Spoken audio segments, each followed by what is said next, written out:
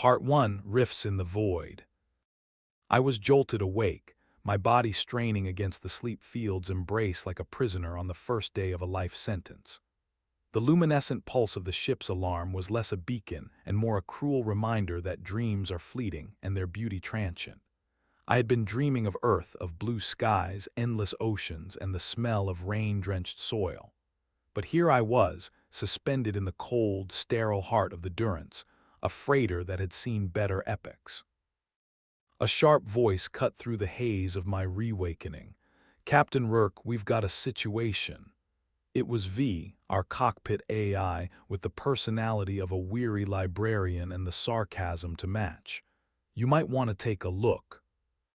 I groaned, pulling myself free from the sleep harness, my limbs heavy with the residue of stasis. The control deck was a short trip up a ladder, each rung a reminder of my less-than-optimal fitness routine. I stumbled into the cramped cockpit, greeted by the familiar hum of machinery and the panoramic view of the universe, vast and indifferent. "V, status report," I muttered, strapping into the captain's seat. The view outside was predominantly void, peppered with distant stars like grains of salt scattered across a black tablecloth. "We've detected a cosmic anomaly, Captain.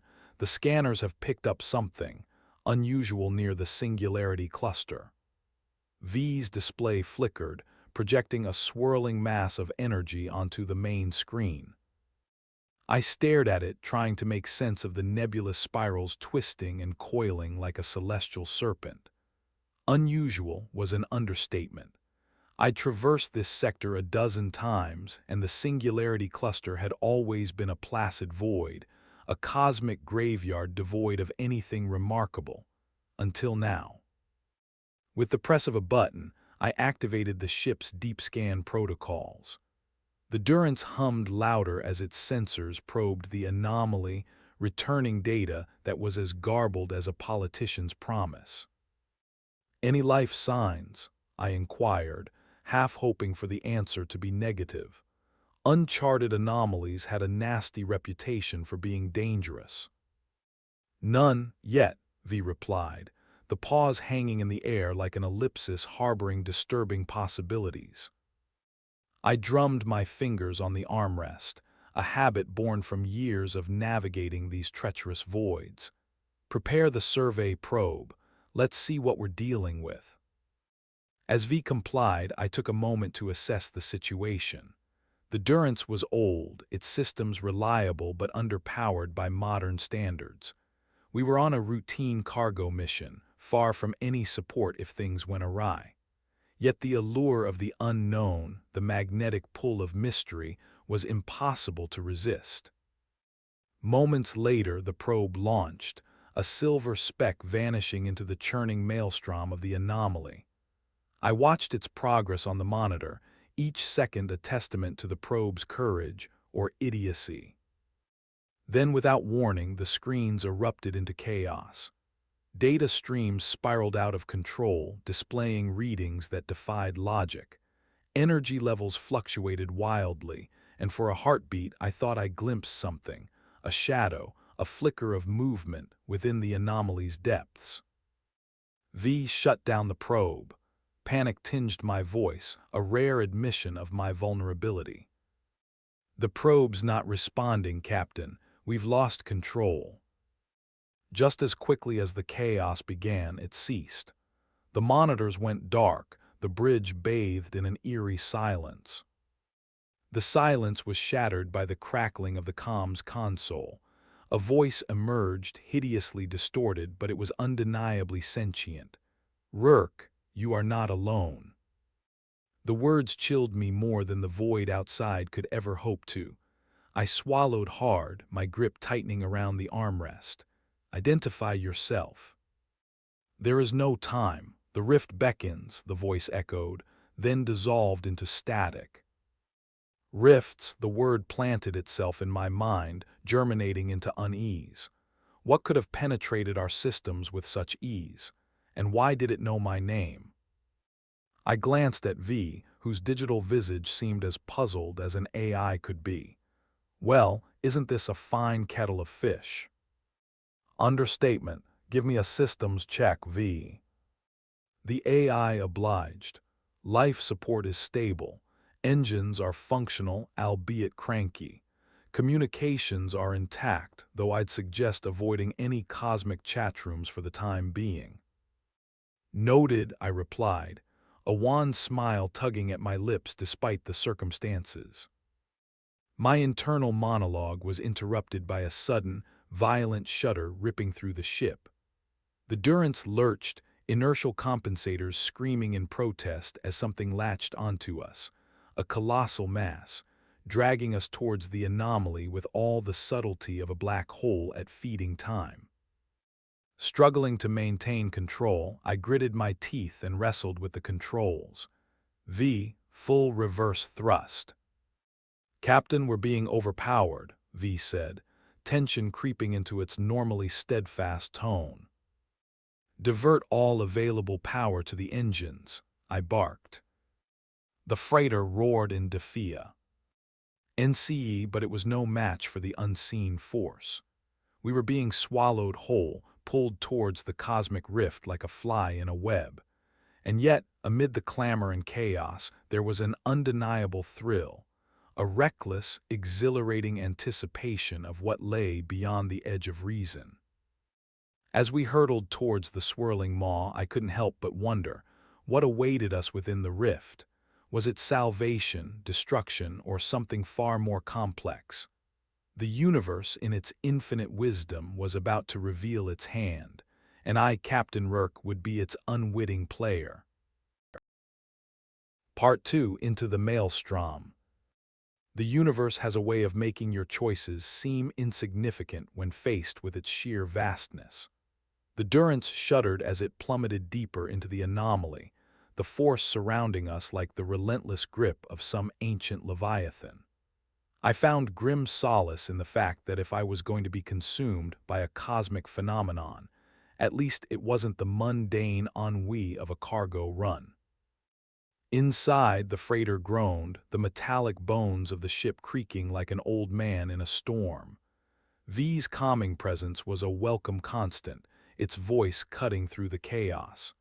In case you're wondering, Captain, this definitely wasn't in the job description. I'll make a note to contact the employment board about that, I replied, my voice laced with a humor I didn't entirely feel. My hands danced across the controls with desperate precision, attempting to stabilize our descent as best I could. As we breached the anomaly's threshold, my perception shifted. Space twisted around us, the fabric of reality becoming a kaleidoscope of impossible hues. It was like being inside the mind of a deranged artist, chaotic, vivid, and breathtakingly beautiful. But beneath the grandeur was an undercurrent of something alien, a presence as palpable as breath on the back of your neck. V, what's our status? My voice, though steady, bore the weariness of a captain out of his depth. Brace yourself, Captain. We're about to exit the other side, V announced with something akin to trepidation. The Durance shot through the anomaly's event horizon, emerging into a space unlike any I'd seen. The rift spat us into an empty expanse, empty, save for a colossal artifact suspended in the void. It was a megastructure of astounding complexity, its geometric design both orderly and chaotic, like a labyrinth that defied logic. By the stars, I whispered, temporarily eclipsing my unease. Looks like we found the architect's playground, V quipped, though I detected a hint of genuine admiration in its tone. I maneuvered the Durance towards the megastructure, its surface bristling with an array of alien technology. As we approached, the ship's sensors picked up faint energy signatures emanating from within, like echoes from a forgotten past. V, can you make anything of this? I asked, eyes scanning the relic for a way in. From what I can decipher, it appears to be powered by a self-sustaining energy source. Fascinating, and possibly lethal. Well, nothing ventured, nothing gained, I muttered, guiding the Durance to a docking bay that yawned open like the maw of some great beast. The freighter settled onto the alien platform with surprising ease, a testament to whoever, or whatever, had designed this place. I secured the ship and prepared for exploration, strapping on the essentials: a data pad, a plasma cutter, and a healthy dose of skepticism. Captain, whatever's in there might not appreciate a house call, V warned, though I sensed the AI was just as curious as I was. I'll take my chances, I replied. You hold the fort. Stepping out of the Durance, I was immediately struck by the oppressive silence of the structure. The air was breathable, but it carried a metallic tang, as if this place were exhaling its history. The corridor ahead loomed, lit by an ethereal glow emanating from fixtures whose design was almost organic. As I advanced, my footsteps echoed, a reminder of my solitary presence in a place that felt decidedly inhabited, though I saw no sign of life. Wandering deeper, I marveled at the alien architecture. Symbols adorned the walls, elegant, flowing scripts that seemed to shift under scrutiny. I recorded them with my datapad, hoping they would yield secrets under V's analytical gaze. I was about to turn a corner when I heard it, a faint, rhythmic pulse, like the heartbeat of the megastructure itself. It was both comforting and unnerving, a familiar rhythm in an unfamiliar place. Following the sound, I entered a vast chamber where the air hummed with energy. At its center stood a towering obelisk, a monolith of glowing crystal that seemed to be the source of the rhythmic pulse. The obelisk was surrounded by an array of machines, their purpose as enigmatic as the structure that housed them. Cautiously I approached, my eyes drawn to the crystal's depths. Within it, shadows danced, and for a moment I could have sworn I saw faces, alien visages caught in expressions of anguish or enlightenment. As I reached out to touch the obelisk, a voice resonated through the chamber, distinctly different yet eerily familiar. "Rourke, you have come." I froze, every instinct screaming at me to retreat, but curiosity is a powerful motivator, often mistaken for courage. "Who are you?" I called out. "The Keeper," the voice replied. It was smooth, resonant, and impossibly ancient. "Keeper of what?" I asked, glancing around for any sign of a speaker or projection unit. "The Keeper of the Rift, S." "Legacy," came the cryptic response. The cryptic nature of this place suddenly seemed more pressing, the obelisk's secrets tantalizingly close yet frustratingly veiled. Before I could question further, the ground beneath me trembled, the megastructure groaning as if stirred by some deep-seated force. "Captain, the anomaly is destabilizing." V's voice buzzed through my earpiece, the urgency palpable. "We're losing orbital stability." "We can't leave yet, V," I replied, torn between my sense of duty and the siren call of discovery. "You might not have a choice," V retorted, impatience threaded through its circuits. The Keeper's voice echoed once more, gentle yet insistent. "Rourke, the path is not what you seek, but what you understand. Choose wisely, for the rift is both passage and prison." As the chamber continued to quake, I was faced with an irreversible decision. Pursue the enigma of the Keeper, risking our lives and the Durance, or heed V's warning and flee to safety, leaving the mystery unsolved. I breathed deep, the weight of the unknown heavy upon me. The universe had dealt its hand, and now it was my turn to play mine. Part 3: Secrets of the Keeper. In the vast theater of the unknown, sometimes you have to chase the ephemeral threads that tug at the edge of your consciousness, even if it means stepping further into the shadows. The chamber continued to rumble, dust raining from the intricately carved ceiling, as I weighed the Keeper's cryptic warning against the pressing urgency of V's report. I made my choice, V, prepare the Durance for emergency undocking. I'm going to try something.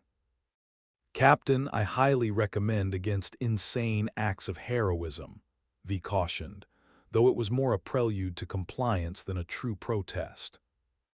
I'll be back or I won't. Either way, keep the engines warm. I approached the obelisk, its glow intensifying, casting long shadows that danced like specters around the chamber. The keeper's essence lingered in the air, a presence that was as ancient as the stars yet strangely familiar. I pressed my hand against the crystal's cool surface. The world around me dissolved, replaced by blinding light, raw and unfiltered. I blinked, the transition harsh and abrupt, my senses overwhelmed with vibrant energy that coursed through my veins, making me feel both alive and ephemeral. Then I was somewhere else, standing in a vast void where light bent and twisted, forming tunnels of luminescence that wound through the dark. The keeper's voice resonated through this ethereal space, clearer now. You seek knowledge, Rourke, but knowledge demands a price. I turned, searching for the source, heart pounding with the rhythm of the unknown. What is this place? The rift's heart, the keeper replied, the words echoing with a gravity that suggested eons of wisdom. And I am its guardian, its memory. A figure emerged from the luminescence, coalescing into a shape both alien and awe-inspiring. It was not humanoid but resembled a shifting cascade of light and shadow, ever-changing yet constant. "Why did you bring me here?" I asked, the question flitting between curiosity and accusation. "You are an anomaly much like this rift," the keeper explained, its voice a melodic harmony. "I chose you for your capacity to understand and to choose." As the keeper's essence enfolded me, images unfolded, visions of the structure's past, of civilizations that had come and gone, each leaving a mark on the ethereal fabric of the rift. I saw glimpses of advanced beings harnessing the rift's power, crafting realities and understanding the universe in ways humanity had yet to fathom. "What's the purpose of this megastructure?" I pressed, my voice taut as I absorbed the visions. "The rift is a bridge, a meeting point between realms," the keeper replied. "It can be a passage to other worlds, but it can also serve as a prison, trapping those who fail to grasp its nature." I felt the weight of its words, the burden of the choice I now faced. The rift's power was immense, a treasure trove of secrets waiting to be unlocked, but with it came the responsibility of understanding its complexities. The void began to shift again, the luminescent tunnels coalescing into a singular path. "Rourke, you must decide. Will you be the warden or the voyager?" The question hung in the air, the implications endless. To stay would mean preserving the legacy of countless civilizations, understanding the rift's secrets, but sacrificing the world I knew. To leave would mean carrying the knowledge but never touching the heart of its purpose. I closed my eyes, the visions fading as I gathered my resolve. "I choose to be the voyager," I declared, my voice firm. The keeper's form rippled with what I could only interpret as approval. "Then go, voyager, with the rift's blessing." In an instant, the world of light collapsed, plunging me back into the dim confines of the Durance's docking bay. I scrambled up, disoriented but driven by a newfound clarity.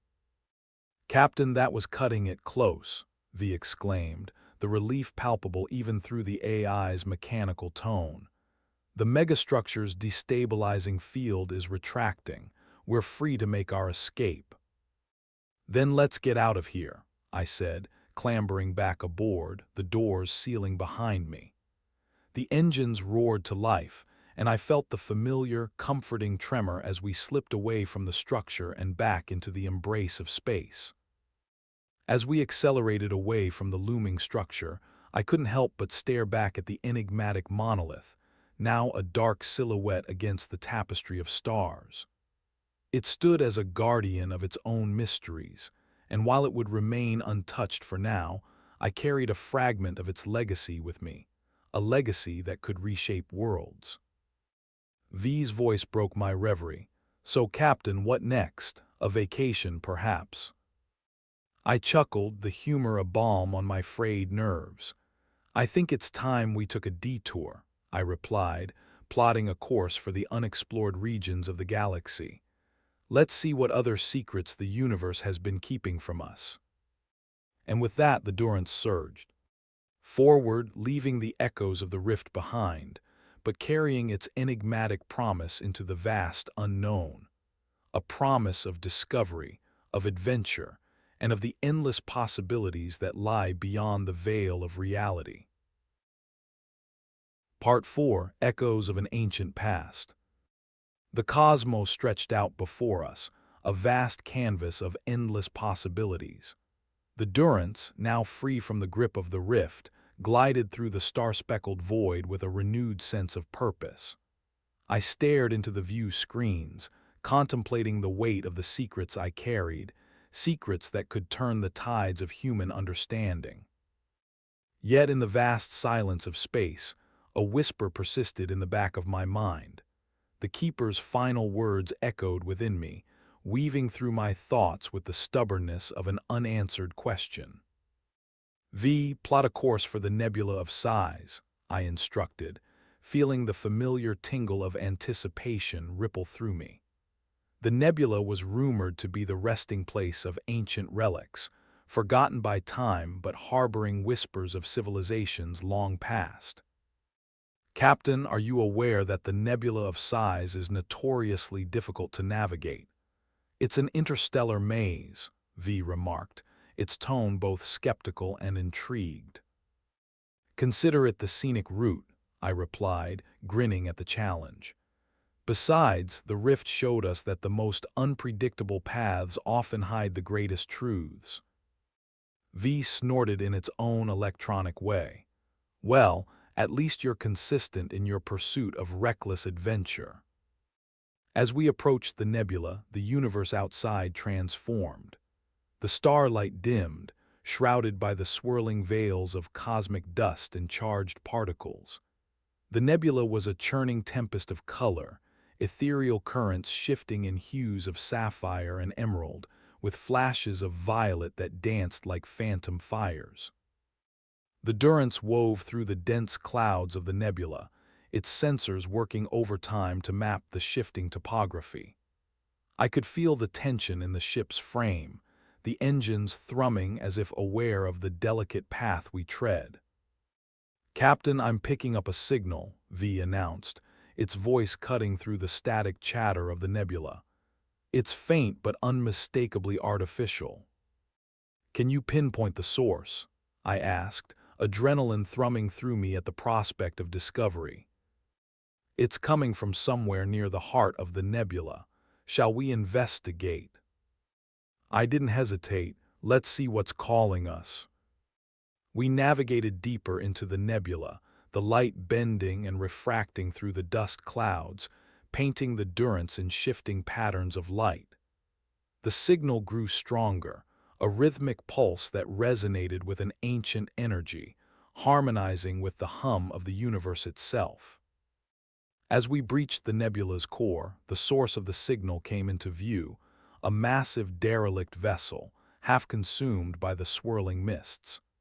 It was unlike any ship I'd ever encountered, its design both alien and eerily familiar, as if crafted by hands that understood the very fabric of space. That's one hell of a ghost ship, I murmured, eyeing the vessel's silhouette. V, can you scan it? Commencing analysis. It appears the vessel predates known records. Its hull is composed of materials we've yet to classify. My curiosity piqued. I prepared for yet another jump into the unknown. Securing my gear, I made my way to the airlock. V, keep the engines ready. If I'm not back in an hour, you have permission to abandon ship. Don't tempt me, Captain, V quipped, although the AI's tone was less than convincing. The airlock opened, and I drifted across the gulf separating the Durance from the derelict. As I touched down on the ancient hull, I felt a strange reverberation coursing through it, like a heartbeat slowed to the tempo of geological time. The entrance to the ship was ajar, its innards dark and foreboding. I activated my headlamp and stepped inside, the light cutting through the gloom to reveal a labyrinthine interior. The walls were etched with intricate carvings, their patterns shifting subtly under the beam of my light, much like the scripts I had recorded at the megastructure. Deeper inside, I discovered a chamber bathed in a faint luminescence. At its center stood a monolithic console, reminiscent of the obelisk within the rift. I approached cautiously, reaching out to the console's surface. The moment my fingers brushed against it, the chamber came alive. The carvings pulsed with energy, casting vibrant shadows that flickered like ancient memories. A hologram flickered into existence, a projection of a tall, crystalline being, its form both alien and majestic. "Greetings, Voyager," it spoke in a resonant tone. I stilled, recognition coiling through me. "Are you the Keeper?" It nodded, a gesture of acknowledgement and connection. "I am a fragment, an echo of the entity you encountered. This vessel is my counterpart, a vessel of knowledge, a chronicle of our existence." "What happened to your civilization?" I asked, captivated by the hologram's intensity. "We reached too far," the Keeper's echo intoned sadly. "Our thirst for understanding led us to the edges of reality, and in our hubris, we fractured our essence across the cosmos." The story resonated within me, a cautionary tale as old as the stars. Why show me this? Because you, Voyager, walk a similar path. Your journey through the rift has marked you as one who seeks beyond the veil. The console hummed, transferring a trove of data to my datapad. "Take this knowledge, preserve it, understand it, and share it so that others may learn from our folly." I nodded, the enormity of the gift and the responsibility settling over me like a mantle. "Thank you." With a final pulse of light, the hologram dissipated, leaving me in the silent glow of the chamber. I made my way back to the Durance, the echoes of ancient whispers guiding my path. As the airlock sealed behind me, V's voice crackled over the comms. "Captain, welcome back. Did you find what you were looking for?" "More than I bargained for, as always," I replied, setting a course out of the nebula. With the stars once again spread before us, I felt a profound sense of purpose, ready to share the Keeper's legacy with a universe eager for wisdom. The Durance powered forward, the promise of new horizons beckoning us ever onward. Part 5: The Price of Knowledge. The Durance slipped away from the nebula of size, the swirl of its cosmic shrouds fading into the depths of space. With the Keeper's legacy secured within my datapad, I felt the weight of ancient secrets mingling with the quiet drumming of my heartbeat, a symphony of wonder and responsibility.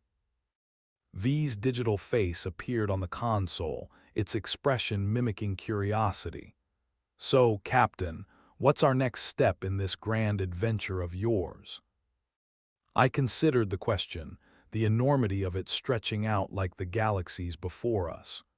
"We need to find a place where we can safely study this data, somewhere off the beaten path but not too isolated." V nodded, its display flickering with possible coordinates. "There's a station in the Fomalhaut system, Orion's Refuge. It's known for its scientific facilities and relative discretion." "Perfect," I agreed, setting our new course. "Let's find out what kind of Pandora's box we've opened." The journey to Orion's Refuge was blessedly uneventful, giving me time to examine the data from the derelict vessel. Every fragment I uncovered wove a narrative of advanced civilizations, their achievements and follies etched in digital hieroglyphs. The deeper I delved, the more I realized how little we understood of the universe's vast tapestry. As the refuge appeared on the horizon, its silhouette was a welcome sight, a sprawling orbital station orbiting a pale, distant sun. It was a hodgepodge of interconnected modules, each one a testament to the ingenuity of those who sought refuge amid the stars. The Durance docked smoothly, its systems humming quietly as we synced with the station's infrastructure. I disembarked, V's presence following as a digital assistant on my pad, its usual sarcasm muted by the anticipation of discovery. Orion's refuge bustled with activity, a diverse array of species moving through its corridors with the easy grace of those accustomed to life in space. I found myself wondering at the stories each traveler carried, tales as varied and vibrant as their appearances. Our destination was a research facility tucked away in the quieter recesses of the station, a place known for its discretion. The lead scientist, Dr. Alara Kintara, was a renowned physicist whose interests skirted the edges of accepted reality, a perfect confidant for my newfound burden. Dr. Kintara greeted me with a warm smile, her eyes sparkling with the intellectual fire of someone always on the cusp of discovery. "Captain Rourke, it's an honor. What brings you to our little sanctuary?" I explained my encounters, the rift, the keeper, and the data now encrypted in the depths of my device. Her expression shifted from curiosity to wonder, the kind of awe that only the unknown can inspire. "This data could revolutionize our understanding of the cosmos," she breathed, her fingers lightly tracing the screen of my datapad. "But it must be handled with care."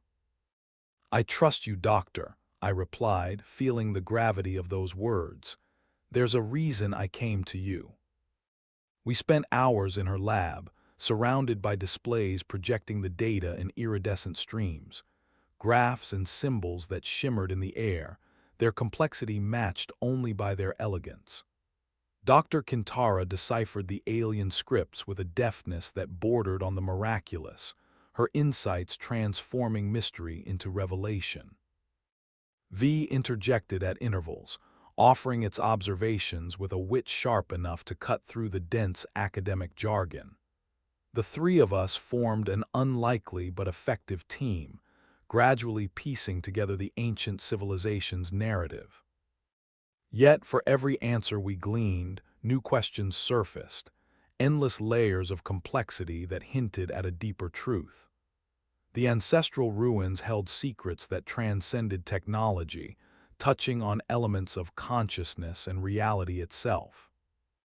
As our work progressed, a single troubling notion began to take shape, a shadow looming over the glowing revelations.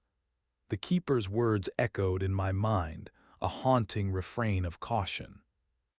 "Captain," Dr. Kintara said one evening, her voice tinged with the weight of her findings, "I believe this civilization's demise wasn't just an accident of hubris. There's evidence of interference." "Interference," I repeated, the word heavy with implication. "Another force at play," she continued, her gaze steady. "Something that manipulated their quest for knowledge, pushing them to a destructive brink." The revelation settled over us like a cold mist, the understanding that we were dealing with not just the remnants of an ancient race, but possibly the fingerprints of an unseen adversary. "Do you think this force is still out there?" I asked, a chill creeping into my bones. "It's possible," Dr. Kintara admitted, uncertainty clouding her features. "But without more data, it's impossible to say." The prospect of a shadowy presence lurking in the cosmic tapestry was unsettling, a reminder of the vast unknowns still hidden in the universe. Yet it also imbued our mission with a newfound urgency, a need to uncover the truth behind not just the legacy, but the forces that sought its end. As we prepared to delve deeper, the station's comms crackled to life, interrupting the solemn silence. A distress signal, urgent, panicked, and close. A vessel in the outer orbit had encountered an unknown anomaly, its systems failing and its crew in peril. I met Dr. Kintara's eyes, a silent understanding passing between us. The research could wait, lives couldn't. The Durance's engines thrummed with familiar power as we launched from the refuge, propelled by a mix of duty and a need to confront the shadows that had begun to encroach upon our understanding. The stars beckoned, and with them, the unanswered questions of an ancient past. As we sped through the void, the echoes of the Keeper's wisdom guided us, a beacon of hope in the vast sea of the unknown. We had embarked on this journey in search of knowledge, and now we moved forward, driven by its promise and the certainty that the universe, in its infinite complexity, had only begun to reveal its vast and secretive heart. Part 6: Shadows in the Starlight. The universe has a peculiar way of throwing challenges at you when you least expect them, as if testing your resolve against the vastness of the cosmos. As the Durance sliced through space, I could feel the urgency thrumming through the ship like a second heartbeat.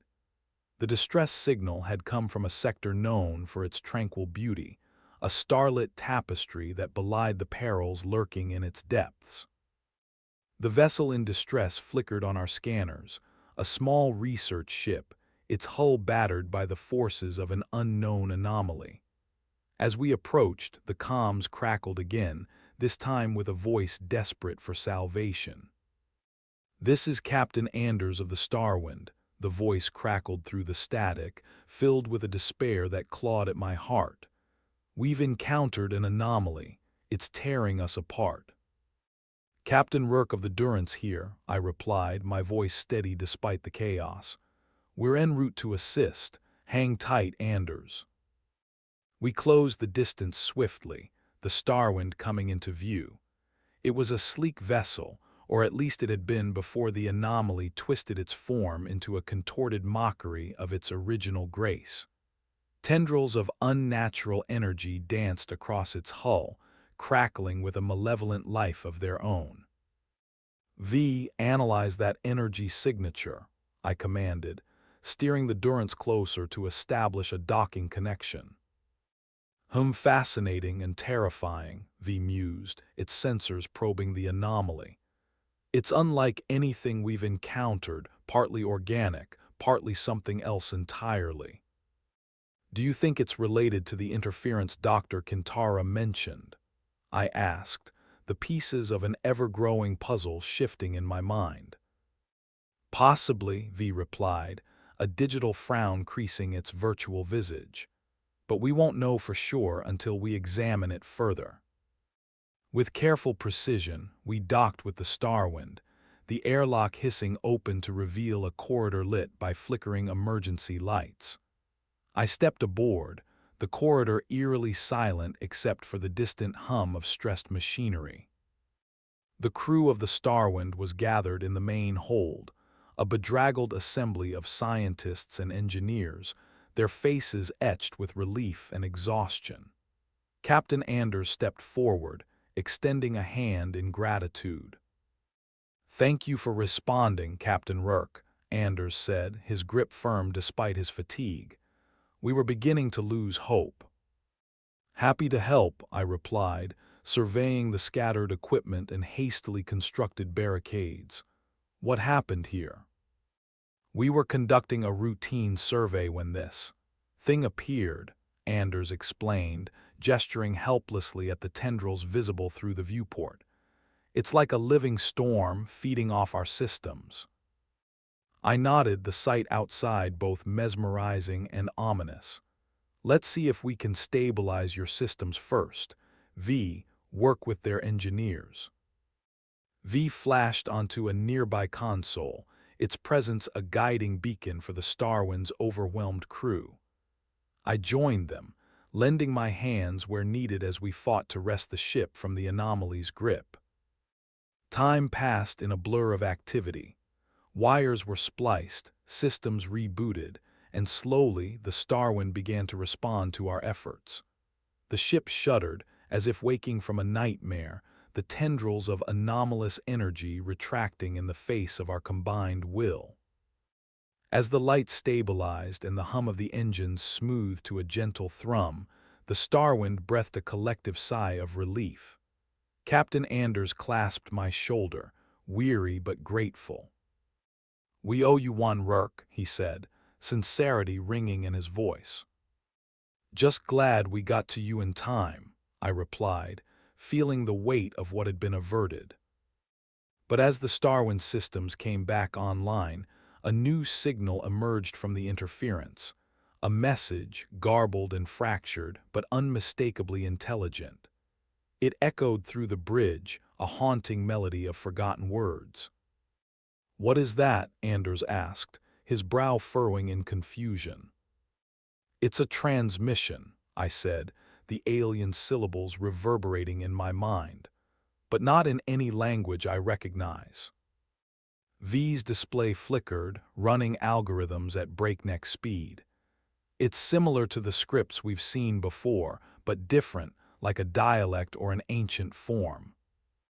I exchanged a glance with V, the implications settling over us like a shroud.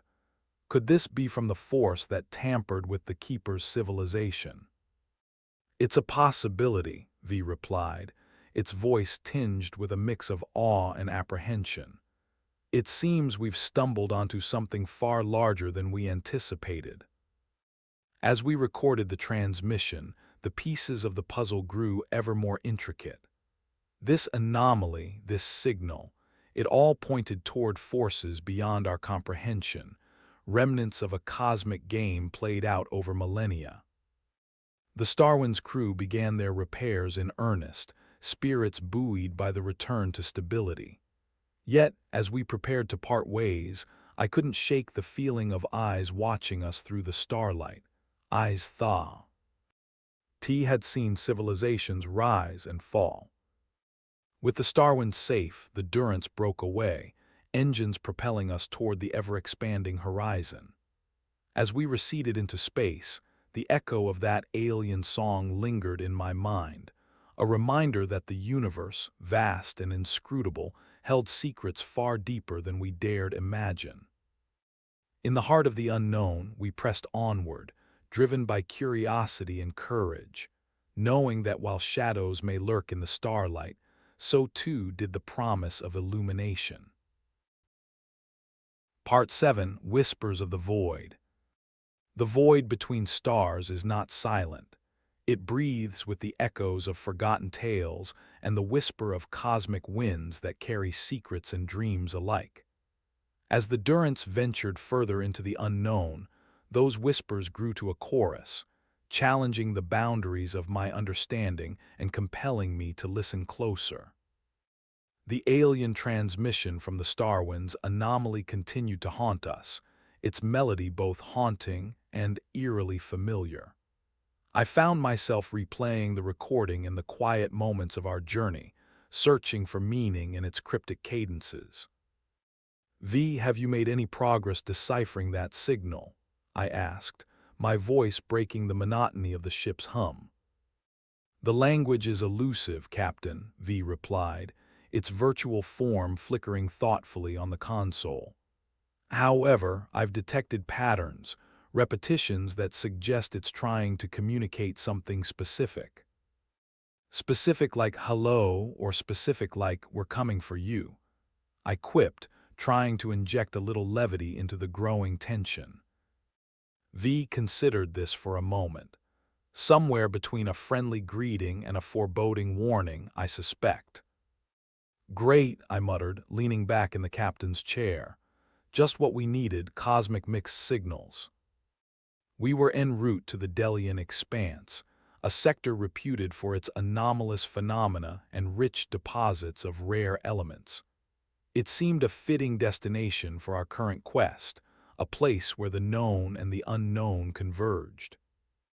As we approached the expanse, the starlight began to fracture, refracting through the dense clouds of gas and dust that characterized the region.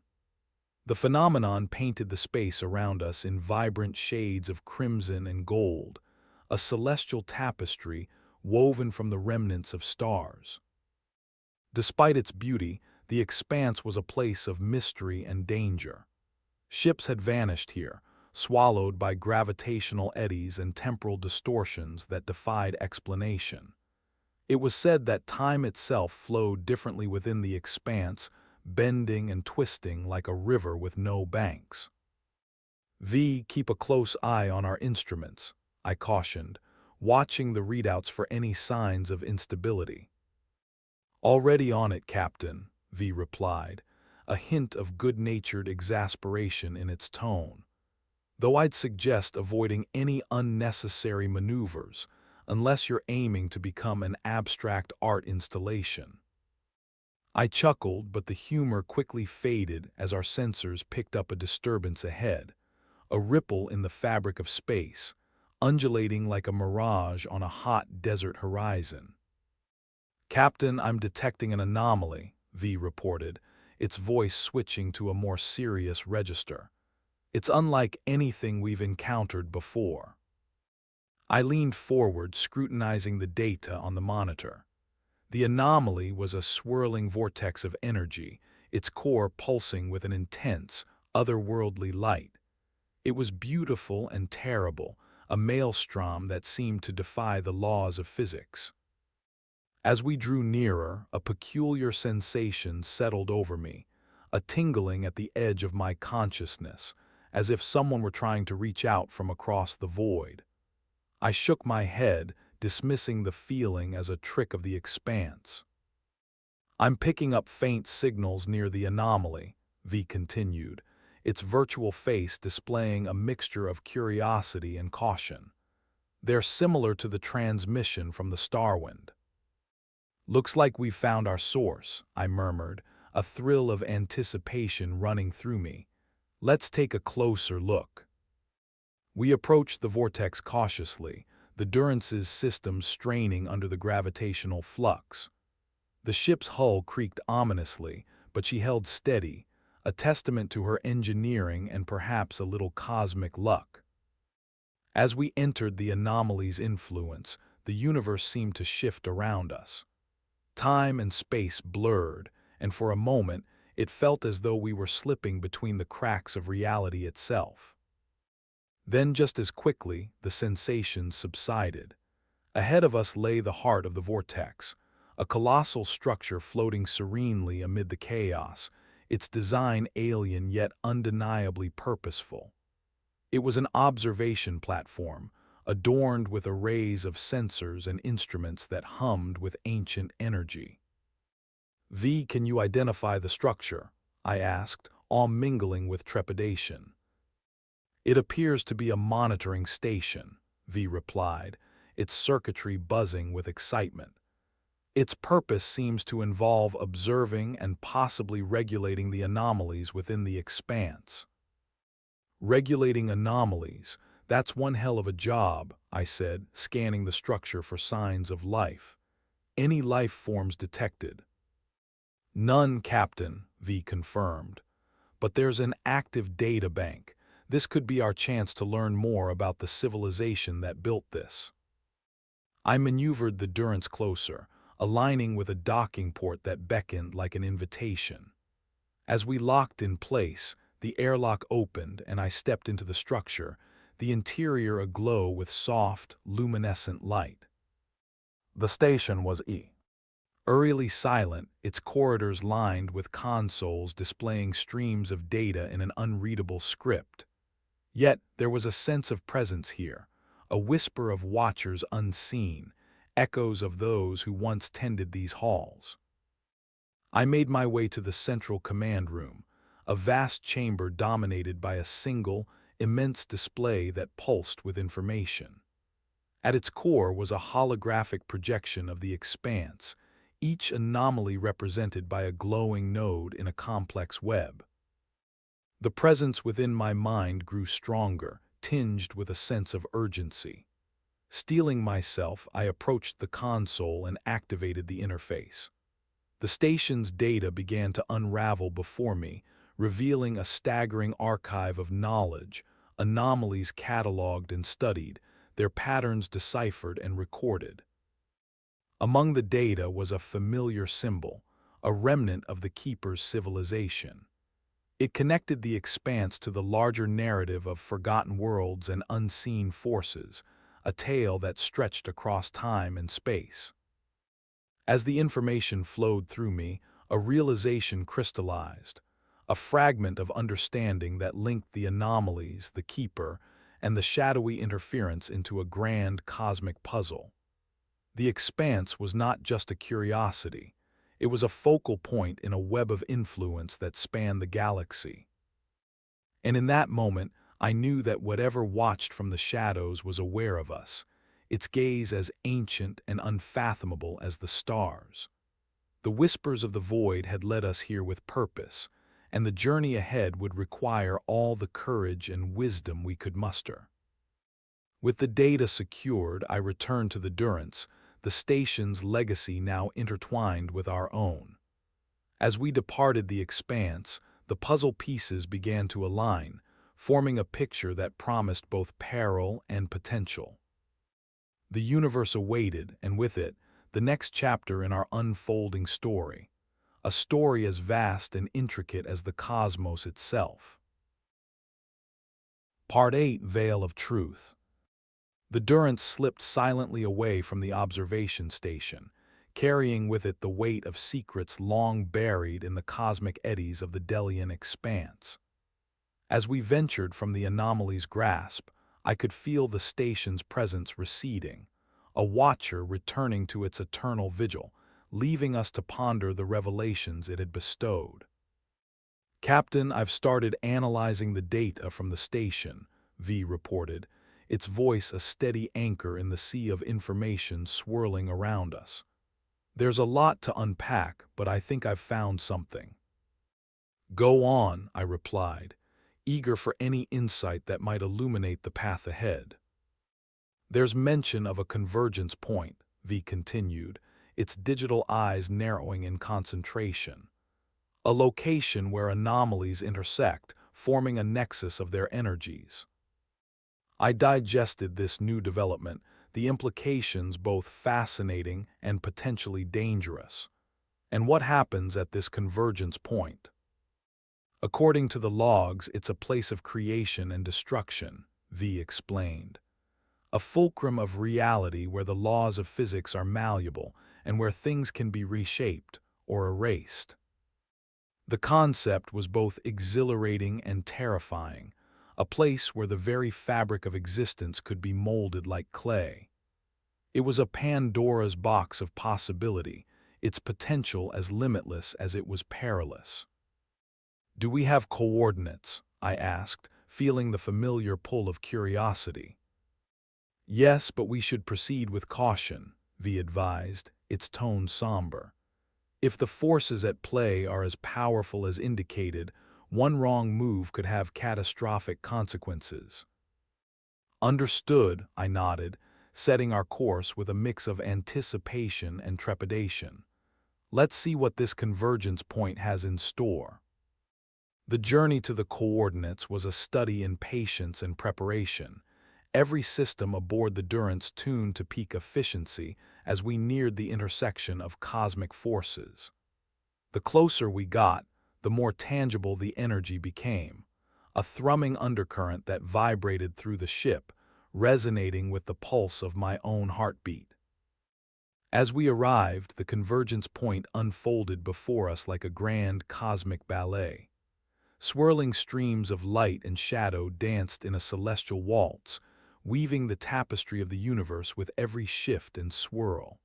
It was beautiful and terrifying, a sublime expression of chaos and order intertwined. "We're reading significant gravitational distortions," V informed me, its sensors painting a picture of the complexity we faced. "Navigating through this will require precision." I eased the Durance into the swirling energies, trusting both my instincts and V's guidance to see us safely through. The ship danced with the currents, weaving between streams of raw potentiality, each moment a testament to our skill and resolve. At the heart of the convergence, I could feel something more, a presence, ancient and vast, waiting to be acknowledged. It was as if the universe itself had drawn us here, seeking to reveal a truth hidden beyond the veil. "Do you feel that?" I asked, my voice barely a whisper over the symphony of the cosmos. "Yes, Captain," V replied, its voice tinged with awe. "It's as if the convergence is alive." As we delved deeper, the presence took form, a shimmering entity of light and shadow, its contours shifting with the ebb and flow of the energies around it. It was both familiar and alien, a reflection of the mysteries we had encountered on our journey. "You who seek the convergence," the entity spoke, its voice resonant and echoing with the weight of eons. "Why have you come?" I hesitated, the enormity of the question settling over me like a mantle. "We seek understanding," I replied, finding my voice in the presence of this cosmic sentinel. "We wish to know the forces at work and what role they play in the tapestry of existence." The entity regarded us with a gaze that transcended time and space, its perceptions unfathomable yet deeply intuitive. "The convergence is a place of choice," it intoned, "where the paths of possibility diverge and converge, and where decisions shape the very nature of reality." It paused as if weighing the measure of our intent. "Will you be the shapers of destiny or mere observers of its unfolding?" The question hung in the air, a challenge and an invitation, daring us to step beyond the bounds of our understanding. It was the culmination of our journey, the moment where the paths laid before us would define not only our future, but the future of all who came after.